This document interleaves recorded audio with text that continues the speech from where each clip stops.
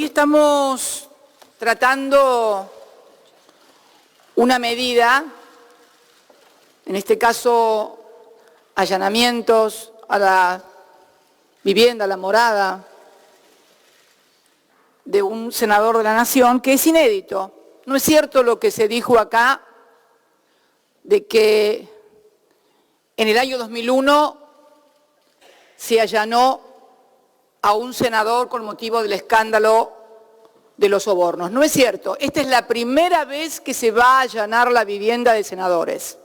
Miren, en el año 2001, con motivo del escándalo de corrupción institucional más formidable del que se tenga memoria, a punto tal que motivó la renuncia del entonces vicepresidente de la Primera Alianza, Chacho Álvarez, cuando leyó en aquella reunión de labor parlamentaria un anónimo, el mayor escándalo del que se tenga memoria, ni siquiera en esa oportunidad se allanó la vivienda de ningún senador. Lo que se hizo fue simplemente una inspección. Aquí tengo la inspección al despacho de un senador. Genud presidía, continuamos con el orden previsto en el plan de labor parlamentaria, el extinto senador Genud, a quien conocí, fui también colega en este mismo recinto, y lo único que se hizo en esa oportunidad, donde se acusaba a los senadores de ambos partidos mayoritarios de haber recibido coimas para aprobar una ley, lo único que se hizo al despacho del senador Cantarero fue una inspección ocular por parte del juez Liporache. Mire, acá está como el parlamentario, y aquella época recordaba el evento. Liporache visitará hoy las oficinas de Cantarero, casi una reunión social, señora presidenta. Es más, aquí en un acta del Poder Judicial de la Nación, referida a esa causa penal, se agregó copia de la resolución dictada con fecha 27 de septiembre del año 2000 por el Honorable Senado de la Nación, mediante el cual se autorizaba a este tribunal a constituirse en el despacho del senador Emilio Cantarero para que procedieran a una inspección in visu. Esto es todo lo que se hizo. No es cierto lo que se dijo hoy aquí para fundamentar esto. Y además lo recuerdo muy bien, ¿sabe por qué, señora presidenta? Porque además a los que hoy hablan del respeto a la ley, para evitar una crisis institucional que podía presuponer la declaración de un senador ante el quite de los fueros para prestar declaración indagatoria, porque en aquel momento no estaba permitido esto, no se le podía tomar declaración indagatoria a un legislador. El juez tenía previamente que desaforarlo. ¿Qué se hizo? Se modificó la ley de fueros. No solamente no se citó, no se allanó a nadie, sino que además modificaron la ley de fueros. ¿Y sabe por qué lo recuerdo? Porque yo en ese momento había dejado ya de ser senadora, me habían expulsado de ese bloque. O sea, voy a ser la primera senadora allanada, fui la primera presidenta mujer y fui también la primera senadora expulsada del bloque oficialista. Como verá, vocación de hacer cosas inéditas tengo como política. Y me acuerdo muy bien porque ya era entonces diputada de la Nación. Había renunciado a mi banca, la que me correspondía como senadora hasta el 2001, y me había ido a competir por una banca de diputados para ayudar en ese momento a nuestro partido que estaba hackeado. Y en la Cámara de Diputados presenté un proyecto de ley antes de que se produjera este escándalo de las coimas de la famosa Banelco, presenté un proyecto de ley donde abordaba el problema de los fueros desde un aspecto jurídico y decía que cualquier legislador podía ser requerido para todas las acciones judiciales por cualquier juez sin necesidad de ser desaforado. Una cosa, puntos más, puntos menos, era eso.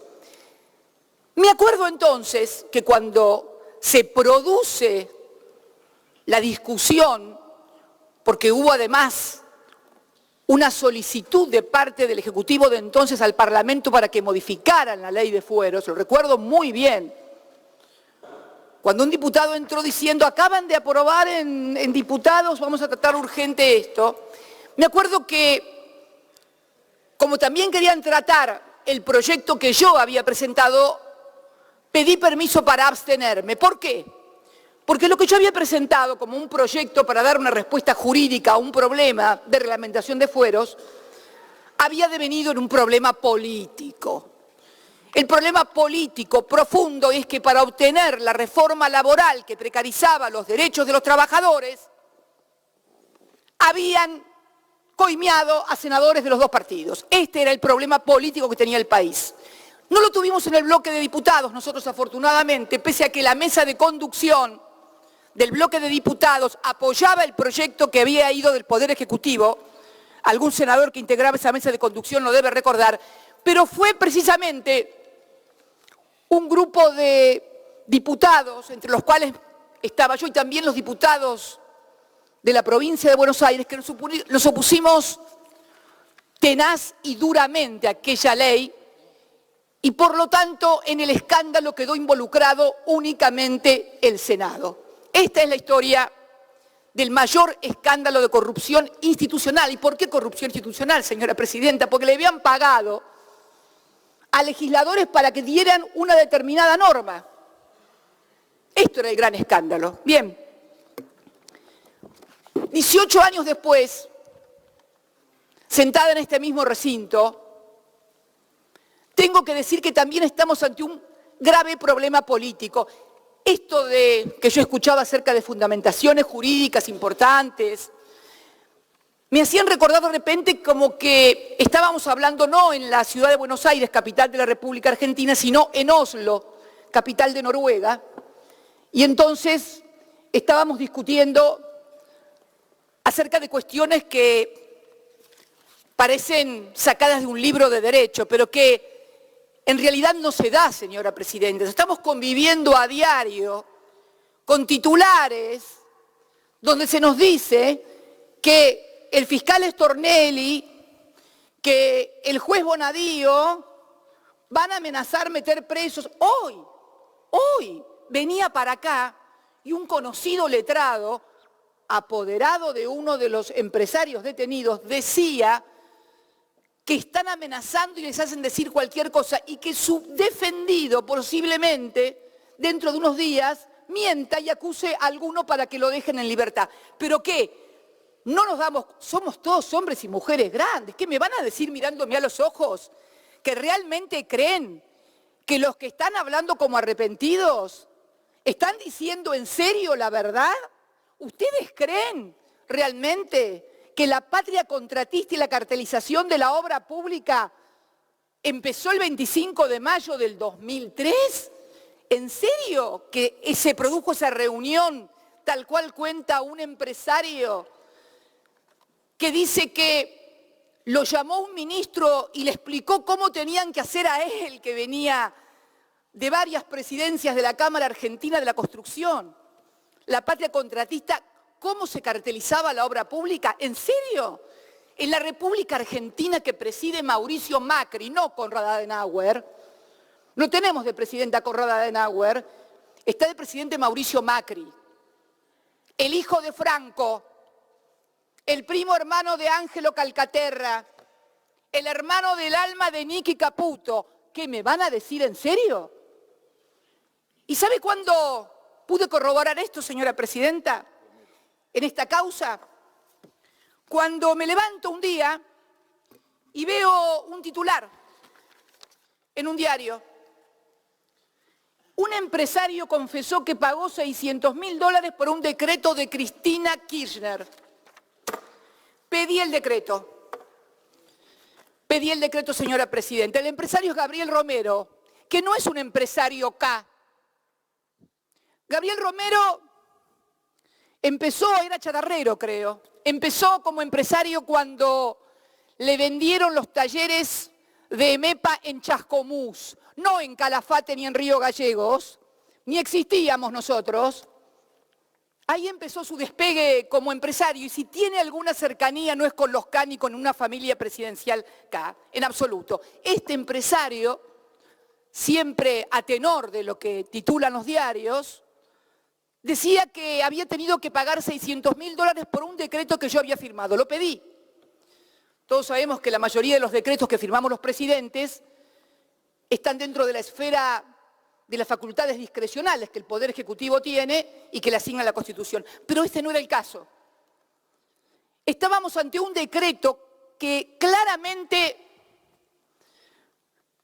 establecía un método de construcción de la decisión en la cual el presidente lo único que podía hacer cuando esto culminaba era ratificar lo que había venido a sus manos, porque antes de sus manos había pasado por la del Procurador de la Nación, que tenía obligación de dictaminar y lo modificó. Con la UNIREM, que hizo audiencia pública y lo modificó. Con la Sindicatura General de la Nación y con este cuerpo, señora Presidenta, tenía el acta, acuerdo que yo ratifiqué como Presidenta, fue además de modificada por la Procuración, por la UNIREM, por la audiencia, fue modificada por el dictamen de mayoría de la Comisión Bicameral de Seguimiento de los Actos Delegados. Un dictamen de mayoría, creo que lo firmaba el señor presidente, entre otros, senadores y senadoras y diputados y diputadas, el señor presidente actual del bloque de Argentina Federal, el senador Miguel Pichetto. Recién después de todas esas firmas y de todas esas aprobaciones, llegó a mi despacho. Pero ahí me acordé de otras cosas también. Ahí me acordé que este decreto que versaba sobre la renegociación de la hidrovía, que mencionaba hoy el senador Pino Solanas, yo había conocido al señor Romero en el año 2008, cuando asumí como presidenta, teníamos un problema esta renegociación del contrato. La empresa sostenía que la AFIP le aplicaba mal la liquidación del IVA, pedía que hubiera una interpretación que avalara lo que ellos sostenían que debía liquidarse como impuesto. Obviamente, esto significaba en los hechos una condonación de deuda, porque había impuestos devengados, porque la AFIP sostenía que había una forma de liquidar el IVA y la empresa sostenía otra. Entonces le dije al señor Romero que la única manera y la única institución que podía modificar eso era el Parlamento. Es el único organismo constitucional que puede condonar deuda a través de una modificación interpretativa de una forma de liquidar. Y la verdad que el señor Gabriel Romero deberíamos considerarlo porque obtuvo algo que a mí nunca me salió. Consiguió que el Parlamento argentino, el 10 de diciembre del 2008, por unanimidad, sancionara una ley de 3 artículos en los cuales se modificaba o se aclaraba cómo debía liquidarse el IVA, el impuesto al valor agregado, en todas las tareas de balizamiento, dragado, etcétera. O sea, no pusieron hidrovía porque quedaba mal en la ley. Pero lo cierto es que era una ley de 3 artículos para subsanar esa diferencia de interpretación. Y digo que es notable porque a mí como presidente se me había implosionado el bloque oficialista. A partir del conflicto con la 125, algunos diputados, diputadas, algunos senadores, senadoras se habían ido. Estaba en ciernes la conformación de lo que después más tarde sería el Grupo A, con lo cual conseguir, nunca pude conseguir una ley de estas características, tributaria, condonatoria de una gran suma de dinero en materia de impuestos por unanimidad. Deberíamos considerar a este empresario como un aporte importante a la unidad nacional. Todos los que están tan preocupados por saltar la grieta, aparentemente su ductilidad y sus capacidades son mucho mejor que la mía, que las nuestras, todas en general, que seguimos votando en forma dividida. Digo esto, señora presidenta, porque a partir de ahí me di cuenta que en realidad lo que le deben haber pedido al empresario para que quede en libertad, él no fue detenido su segundo, porque además otra cosa, eran detenidos uno la tercera línea, en otra empresa la primera, o sea, cuanto más importante era el empresario o más vínculos tenía con todos los sectores políticos, menos riesgo de ir preso que el resto. Ni qué hablar del primo presidencial, que finalmente termina aportando, porque esta es la otra cuestión también. ¡Qué bárbaro! Empresarios que aportan a los populistas y los de la UH le aportan a ustedes. Pero es fantástico este país, estamos al revés, el espejo invertido, o sea, aunque claro, nos dimos cuenta que los de la UH era mentira, porque acá también se habló de paridad. El miembro informante hoy habló de paridad entre los senadores y los legisladores con respecto a los ciudadanos. Por supuesto que tenemos que tener paridad, pero también tenemos que tener paridad de un partido político y de otro partido político respecto de hechos que algunos quieren acreditarlos con fotocopias, pero resulta que acá hay 2.000 ciudadanos argentinos de carne y hueso, no fotocopias, inclusive algunos miembros connotados de la Alianza Cambiemos, como el intendente de Mar del Plata, que dice que los aportes, es mentira, que no hicieron aportes. Entonces, pregunto yo, ¿de dónde salen? ¿De dónde salieron los fondos de 2 legisladores que están sentados igual que yo por la provincia de Buenos Aires? Y no por fotocopias, por testimonios, por auditoría de la Junta Electoral que acaba de decir la Cámara Electoral Nacional, que además se detectan también aportes de empleados de empresas que se decidieron aportar todos al mismo tiempo y las mismas cantidades y antes habían recibido por parte de las empresas. Y digo esto, señora presidenta, porque si algo faltaba para consagrar la persecución política y el uso del Poder Judicial como instrumento de persecución política en la Argentina, era esta causa. Mire, tengo 6 causas abiertas, 4 de asociación ilícita.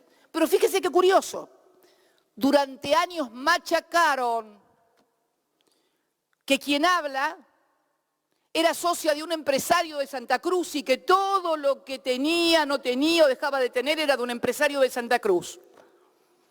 O también de otro empresario de medios. Curiosamente, y inclusive en el expediente de asociación ilícita por obra pública, porque hay un expediente de asociación ilícita por obra pública ya. Fíjese, sería la cuarta asociación ilícita. Una con exfuncionarios y un empresario de la construcción del sur. Otra con el mismo empresario, mis hijos y el otro empresario también del sur, que eran los empresarios K.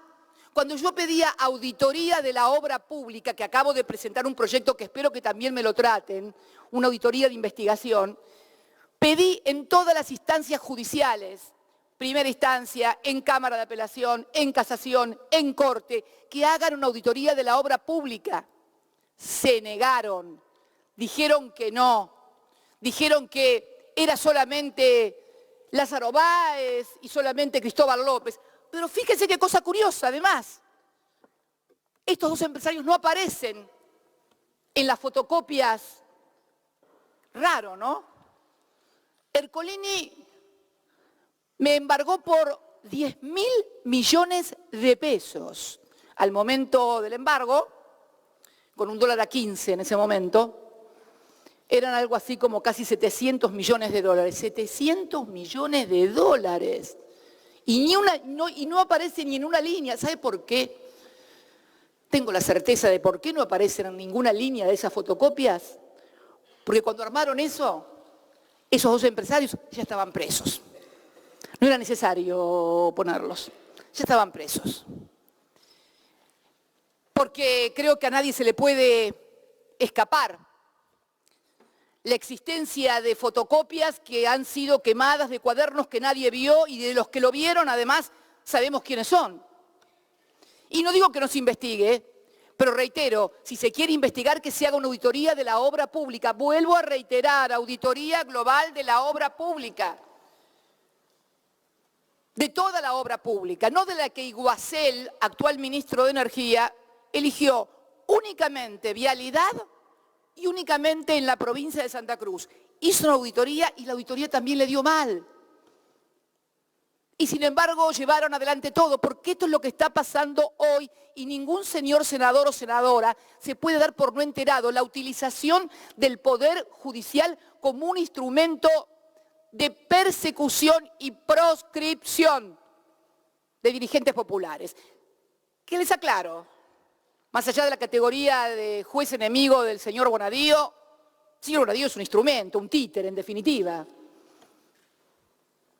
Esto es un modelo regional que podemos estar viendo en Brasil claramente. El otro día, cuando finalizaba el discurso del señor presidente del bloque de Argentina Federal, hablaba de que todo esto deteriora la política, en fin, y que se llegaba así en Brasil que un militar de derecha, fascista como Bolsonaro, que podía ser presidente. Se le olvidó un detalle, que el que puede ser presidente y gana en primera y segunda vuelta se llama Ignacio Lula da Silva. Y si no puede competir y ganar y ser presidente, ¿sabe por qué es senador? Porque lo metieron preso porque ganaba las elecciones. ¿Le suena? A mí me suena, y mucho. Me suena y mucho y me suena, y digo, señora presidenta, perdón, y digo, señora presidenta. Diríjase a la presidencia, por favor. Sí, me dirijo a la señora. Mire, presidenta, señores senadores y senadoras, yo he sido invocada por distintos senadores un montón de veces, que la expresidenta esto, en este recinto, en los programas de televisión cualquiera puede decir cualquier cosa, que no se atendía a la producción. Yo he soportado todas las críticas y parece ser que no puedo decir una palabra porque todo el mundo se molesta. Ustedes son testigos, señores senadores, compañeros y compañeras peronistas y colegas de las otras bancadas, cómo se me reprocha que tal política, que tal otra, que no hay autocrítica, que esto, que lo otro. Basta que yo diga algo para que salten como leche hervida. La verdad, todos son muy democráticos y amplios, en tanto y en cuanto la amplitud y la democracia se ejerza sobre otros y no sobre las propias conductas. Yo creo, sinceramente, señora presidenta, que estamos en un momento, lo decía hoy la senadora Sangnún de Santa Fe, del lawfare, en donde, decían recién un senador, no se puede comparar con la dictadura, es que ya no es necesario recurrir a los métodos que se vivieron durante la dictadura. En aquellas etapas había que suprimir al adversario, sobre todo cuando los adversarios eran indomables e incorregibles.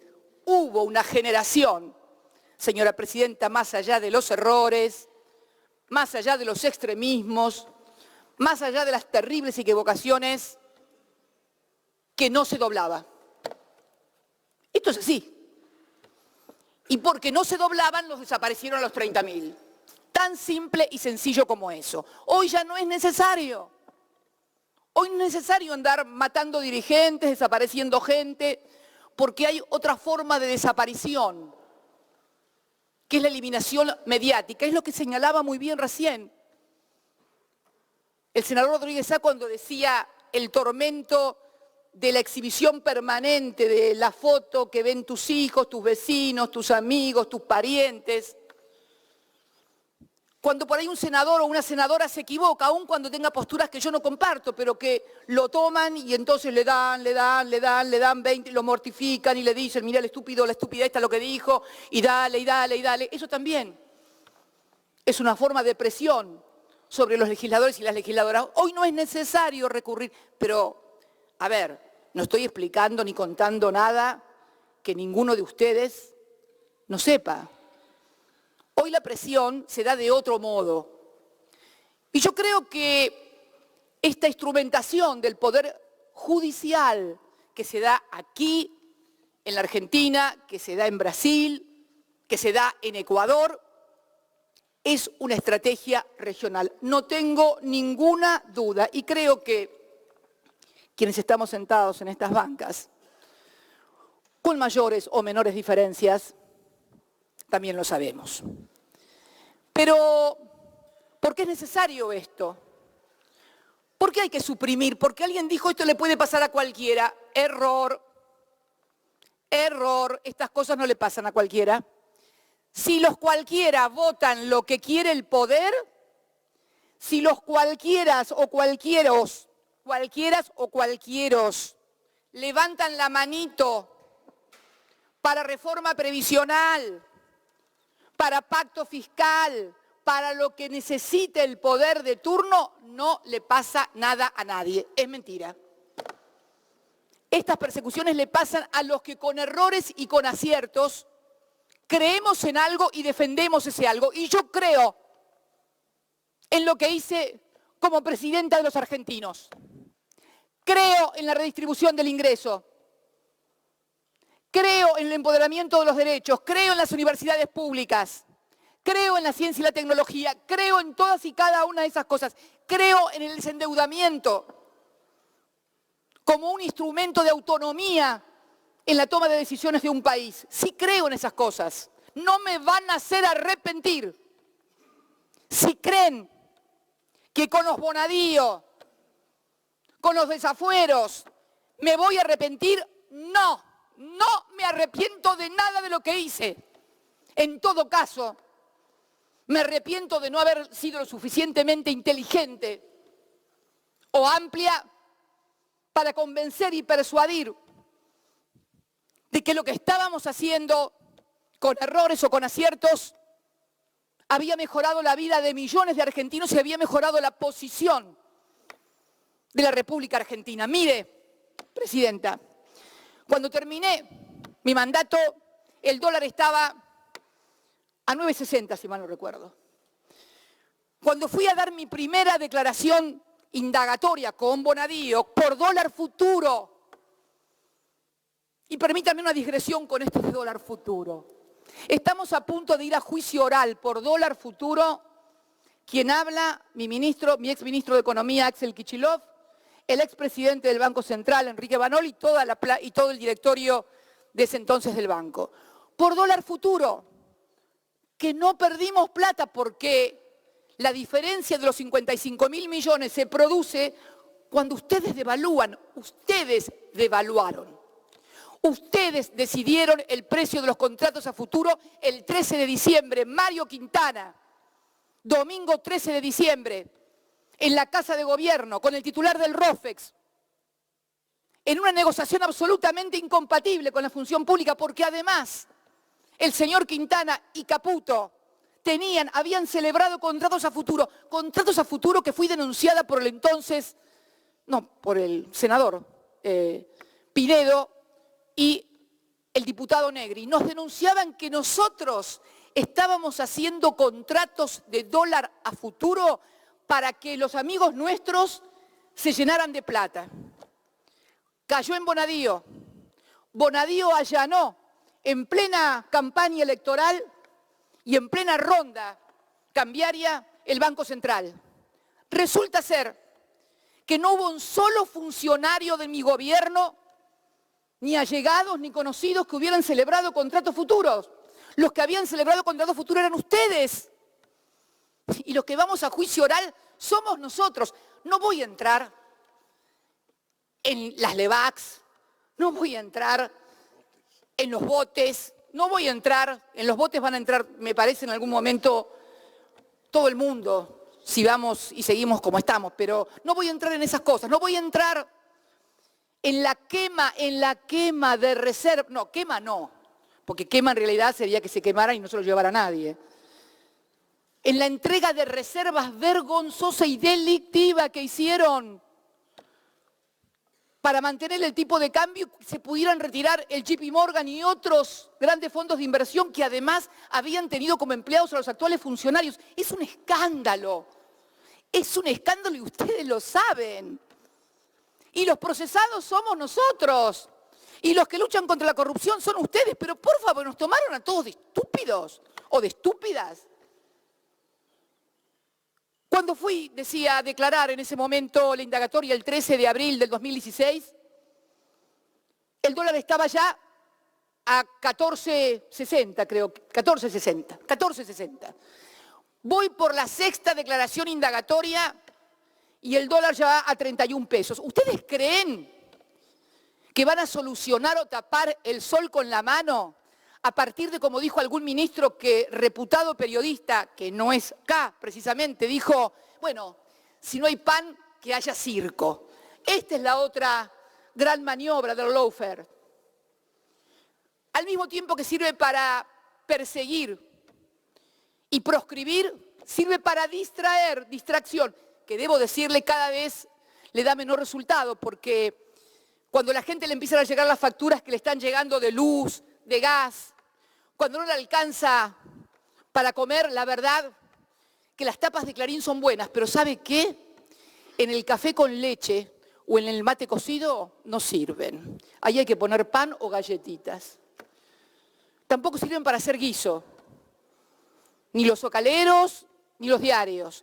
Mucho menos para triturar el diario y ponerlo en la nafta, que hoy está a precio dólar. Y entonces hoy, en esta Argentina, que seguramente había problemas en el 2015, no hay un país sin problema, pero el endeudamiento estructural no era uno de ellos. Al contrario, fue la gran virtud de nuestro gobierno, desendeudar al país.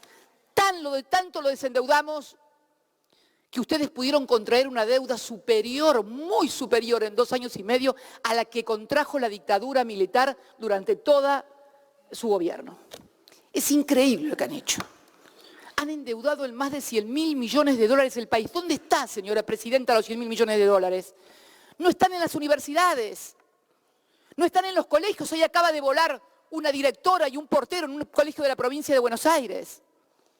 ¿Dónde están los más de 100.000 millones de dólares que recibimos de préstamos? Se dice que van nuevamente a negociar otra ampliación de préstamo con el Fondo Monetario Internacional. Y este método de distracción me parece que debería ser revisado. Porque miren, y a los que creen además que yo soy un obstáculo, yo no soy el problema de este gobierno. El principal problema que tiene este gobierno son ustedes mismos y sus políticas espantosas. Espantosas sus políticas, no soy yo. Y tampoco soy el problema que algunos hombres de mi partido, porque también no puedo ignorar que junto a todo esto hay intenso fuego amigo, creen que yo soy el obstáculo para llegar no sé a dónde.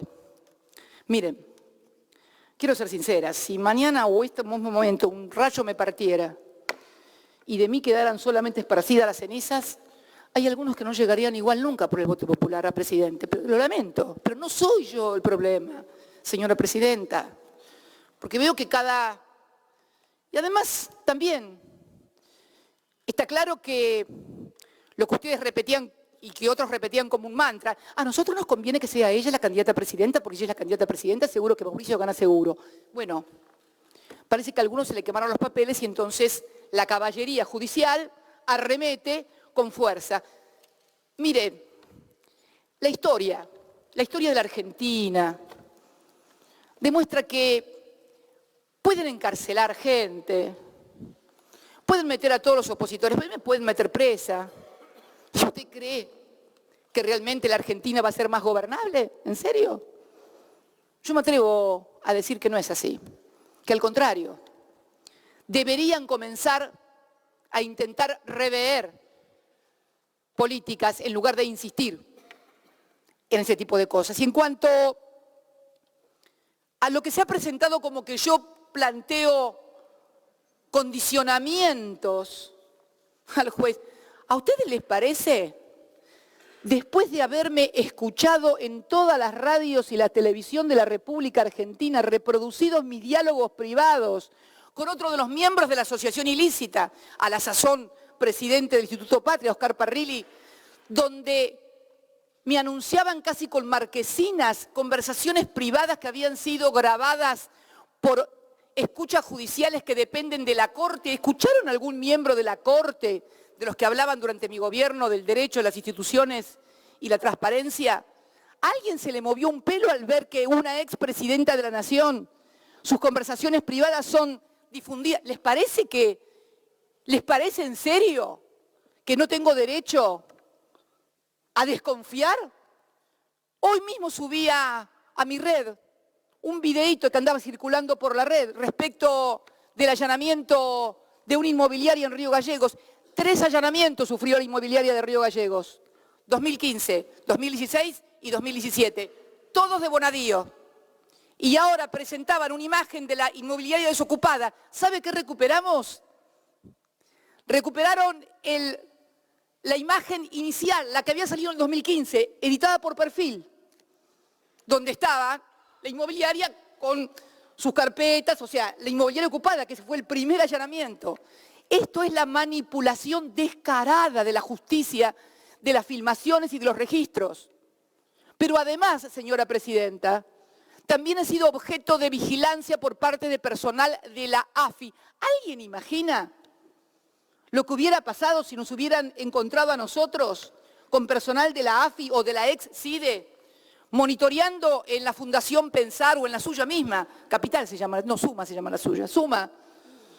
A ver qué es lo que hacían, quién salía, quién entraba. Esto está pasando en la República Argentina. Por lo tanto, no hablemos como si estuviéramos en Oslo. No estamos en Oslo.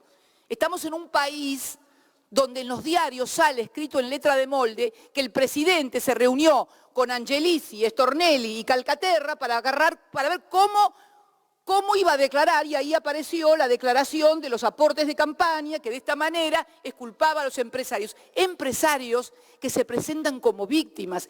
Estos empresarios blanquearon, en el blanqueo que ustedes sancionaron, sumas millonarias. Charlaba el otro día, ayer, con la senadora por Mendoza, Fernández Agasti. Durante mi gobierno, la empresa Pesca Armona entró en proceso de quiebra. ¿Sabe lo que hacía el Estado argentino? Le pagaba repros para que no despidiera trabajadores. Y ahora nos enteramos que el señor Pesca Armona es uno de los que blanqueó, en el blanqueo de ustedes, más de 100 millones de pesos o de dólares o no sé qué cosa. Esto es lo que está pasando. Deberían caer todos los blanqueos y debería caer el secreto fiscal. Esto es lo que está pasando. Víctimas. ¿En serio? ¿En serio creemos esto? Entonces, señora presidenta, yo digo que hay una manipulación descarada, humillante, grosera, de hostigamiento permanente hacia mi persona. Y la verdad que si creen que con esto van a hacer que cambie mis ideas, o que vote lo que ustedes quieran, o que me calle la boca, y no.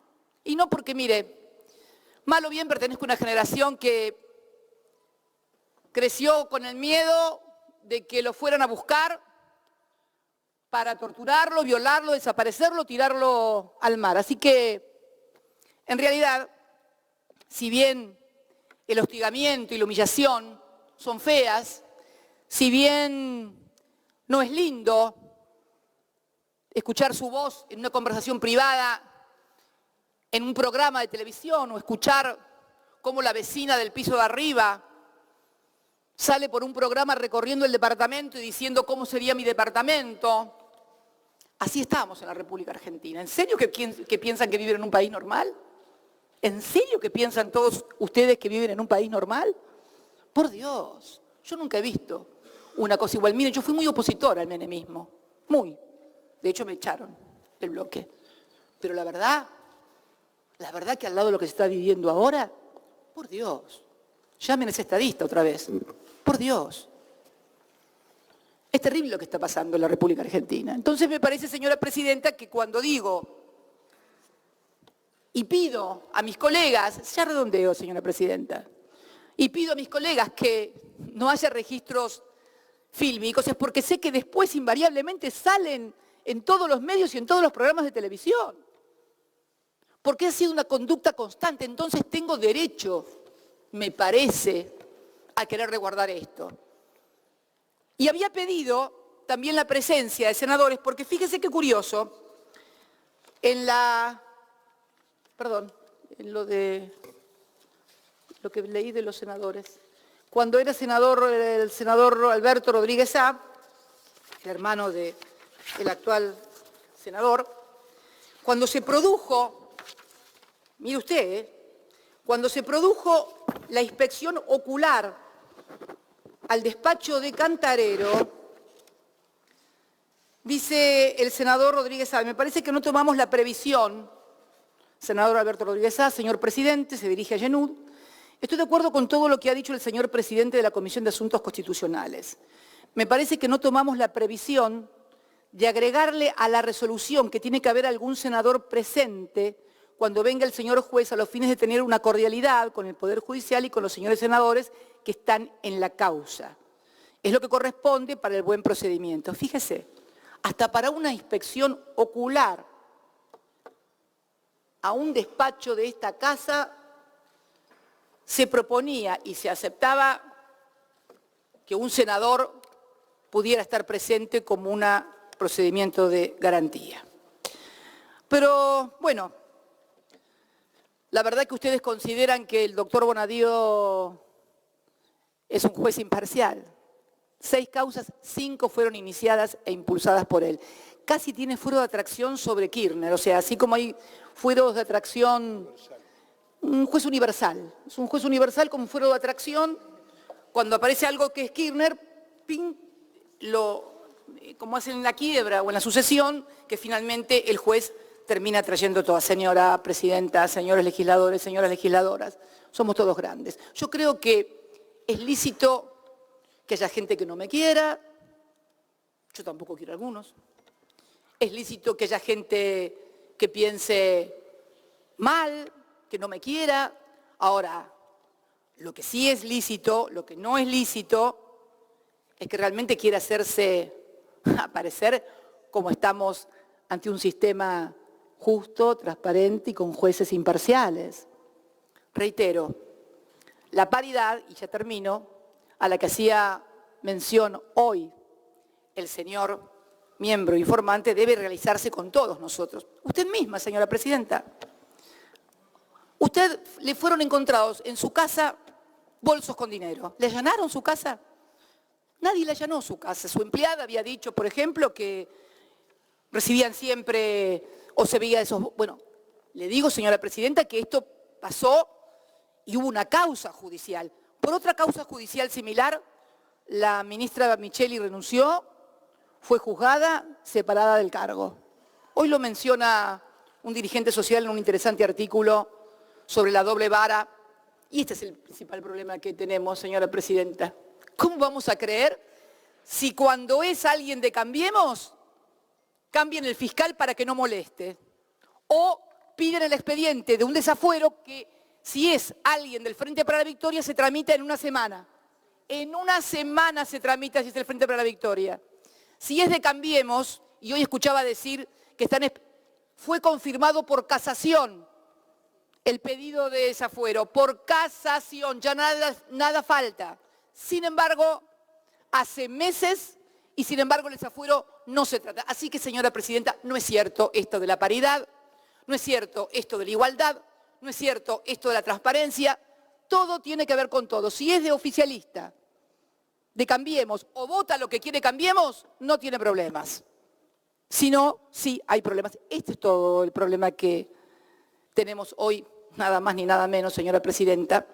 Y además también, para finalizar, que cuando uno ve que hemos discutido durante todo un día esto y nadie dice nada de Fondo Federal de Soja, de eliminación de los reintegros a las exportaciones de las economías regionales, de las tarifas escandalosas que están llegando. Y bueno, señora presidenta, creo sinceramente que además de paridad, deberíamos también, ¿sabe qué?, intentar solucionarle la vida a la gente o hacérsela un poquito más fácil de lo que la están teniendo. La gente está teniendo la vida muy difícil y nosotros, legisladores y legisladoras, oficialistas y opositores, no estamos haciendo absolutamente nada para mejorarle la vida a la gente. Muchas gracias, señora presidenta.